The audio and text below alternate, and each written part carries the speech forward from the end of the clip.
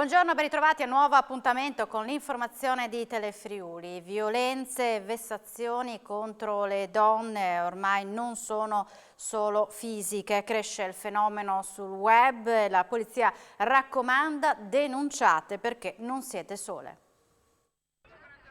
Da quella fisica a quella psicologica, il 25 novembre si celebra la giornata mondiale contro la violenza sulle donne, violenza che si manifesta in tante forme e prende sempre più piede, quella sul web. La polizia postale, diretta in Friuli Venezia Giulia da Manuela De Giorgi, ha rilevato un incremento del 34% dello stalking in rete, di cui 3/4 contro donne. Le molestie sono salite con numeri analoghi, mentre il revenge porn del 110%. Anche le estorsioni a sfondo sessuale sono cresciute e dal 2020 sono 50 le denunce in regione, mentre 6 i casi di cyberbullismo. Le forze dell'ordine raccomandano di denunciare sempre ogni piccolo episodio, anche di vessazione psicologica. La mancanza di rispetto, dire alla propria compagna non di mettere la gonna, questa gonna perché è troppo corta, cioè è una forma di pressione che già denota una mancanza di rispetto. Anche vietare alla propria compagna, alla propria fidanzatina, alla moglie di andarsi a fare un aperitivo con le amiche perché chissà che cosa succede dopo, è già quella un'altra forma di violenza. Non c'è un'età specifica, anzi è un fenomeno che colpisce i giovanissimi. Oggi notiamo anche tra i ragazzi giovani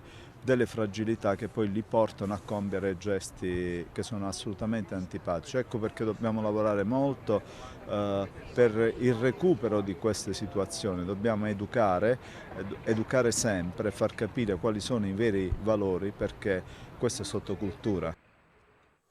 Il gruppo Salute e Politiche Sociali, contrasto alla violenza contro le donne della Commissione regionale pari opportunità ha proposto un dépliant con lo scopo di aiutare le donne che si trovano in situazione di disagio e le persone che vengono a conoscenza di situazioni di violenza o di rischio. Oggi 25 novembre, giornata internazionale contro la violenza sulle donne, la Commissione regionale pari opportunità presenta un dépliant per dire no alla violenza contro le donne e per evidenziare il numero verde 1522. In questo volantino noi abbiamo voluto mettere insieme tutti i centri antiviolenza e gli sportelli di ascolto contro la violenza, in modo che le donne possano avere dei recapiti e informarsi e chiedere aiuto in caso di necessità, perché la violenza non diminuisce. Anche quest'anno abbiamo 104 casi di vittime per femminicidio e la cosa più grave è che 42 di questi casi si sono svolti all'interno delle mura domestiche per mano di un partner e del coniuge o di un familiare. Un dato che ha una piccola discesa, perché l'anno scorso eravamo a 109, quest'anno a 104, ma sono dati importantissimi che non diminuiscono, ed è per questo che la Commissione Pari Opportunità e il gruppo Salute Sociale e contro la violenza si è impegnata a costruire e a poter divulgare questo volantino. Siamo alle notizie di cronaca. Un ragazzo di 17 anni è stato investito questa mattina lungo via della Ferriera a Pordenone. A travolgerlo un automobilista che si è fermato a prestargli le prime cure e a chiamare i soccorsi. Sul posto sono intervenuti i sanitari con un'ambulanza ed un'automedica. Il minorenne è stato portato in ospedale a Pordenone, fortunatamente con ferite non gravi. Le forze dell'ordine ora si stanno occupando di accertare le cause dell'incidente. Ed è avvenuto un altro incidente, ma in A28. Ieri sera con feriti nella zona tra le uscite di Cimpello e Azzano Decimo, 2 le auto convolte che si sono scontrate nella carreggiata in direzione Portogruaro. Una delle 2 auto è finita nel fosso che costeggia l'autostrada, mentre l'altra si è fermata a 200 metri più avanti. Gli occupanti dei 2 mezzi sono riusciti ad uscire autonomamente dalle auto, ma per le ferite sono stati soccorsi dai sanitari e portati in ospedale. Sul posto sono tenuti vigili del fuoco, la polizia stradale e Autovie Venete. Ristoranti e cantieri edili della provincia di Udine sono stati oggetto di controlli da parte dei carabinieri mirati a verificare il rispetto delle norme sulla sicurezza dei lavoratori. È stata sospesa l'attività di un ristorante etnico di Gemona e di un cantiere edile a Udine, comminate multe per 130.000 euro.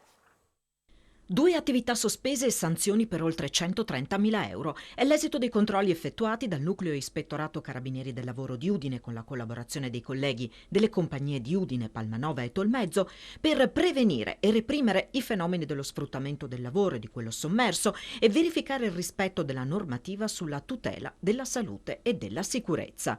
In particolare, i carabinieri hanno sospeso l'attività di un ristorante etnico di Gemona, sanzionato per 60.000 euro per violazioni in materia di aggiornamento del documento di valutazione dei rischi, omessa formazione sulla sicurezza ai lavoratori e la mancanza di una cassetta di primo soccorso. Sospesa invece l'attività di un ristorante etnico a Martignacco per lavoro nero. L'attività è stata sanzionata per 43.000 euro anche per violazione in materia di sorveglianza sanitaria di minori e omessa formazione sulla sicurezza ai lavoratori. Sospeso un cantiere edile a Udine con sanzioni per 15.000 euro per l'omessa protezione nei ponteggi e la mancata verifica dell'idoneità tecnico-professionale delle ditte operanti. Una pelletteria all'ingrosso di Manzano è stata sanzionata per 12.000 euro per violazioni riguardanti l'assenza della cassetta di primo soccorso e l'omessa formazione sulla sicurezza ai lavoratori dipendenti. Infine, un impianto di videosorveglianza non autorizzato e la mancanza della cassetta di primo soccorso sono costate una sanzione di 7.000 euro ad un emporio di Cassacco.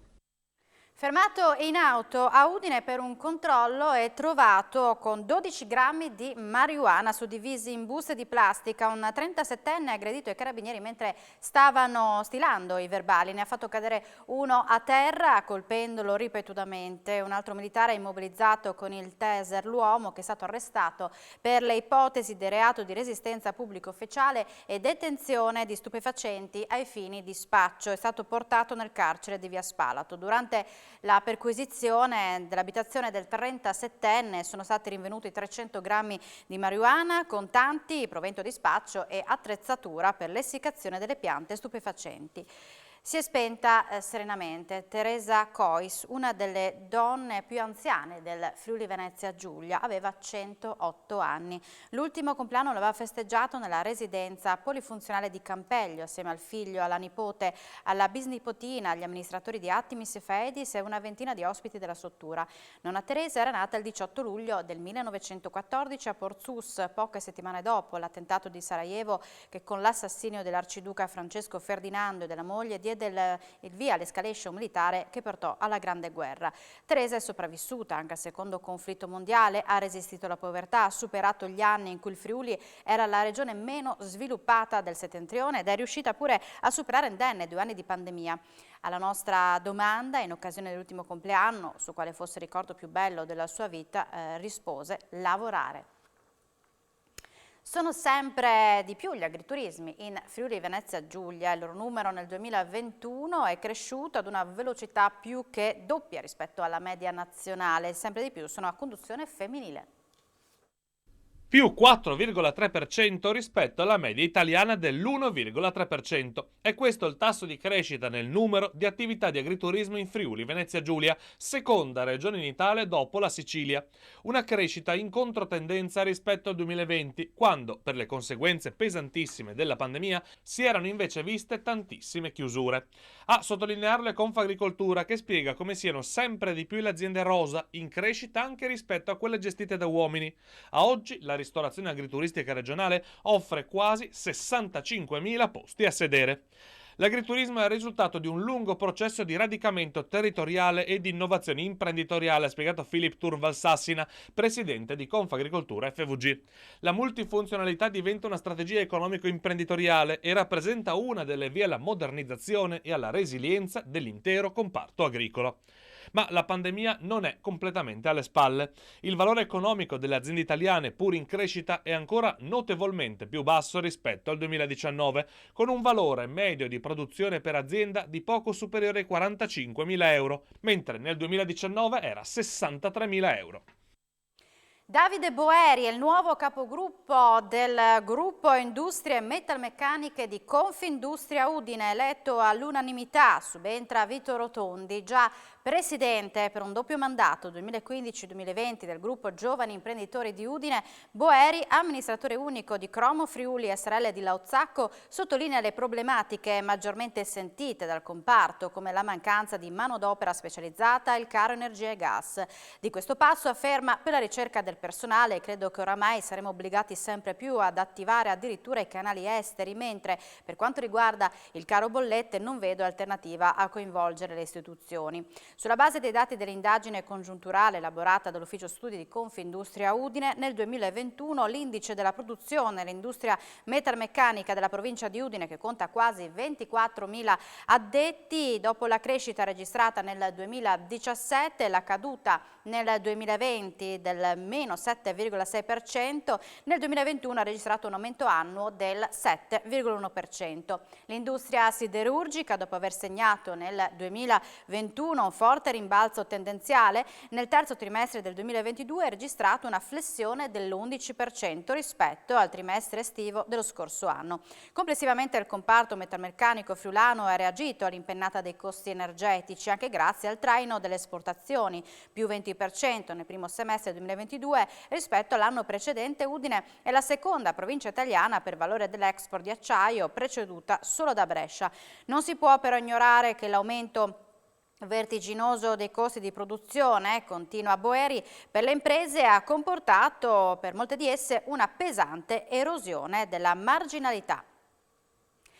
Piccolo assaggio di Natale domani a Pradamano, dove l'accensione del grande abete natalizio sarà accompagnata da una serie di iniziative dedicate a grandi e piccini.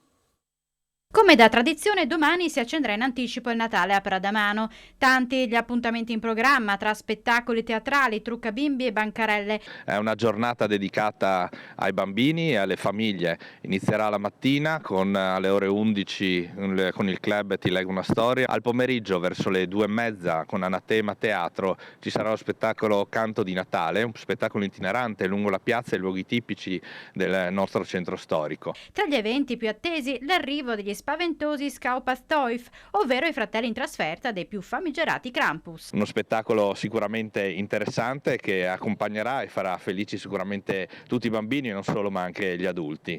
Loro sono buoni?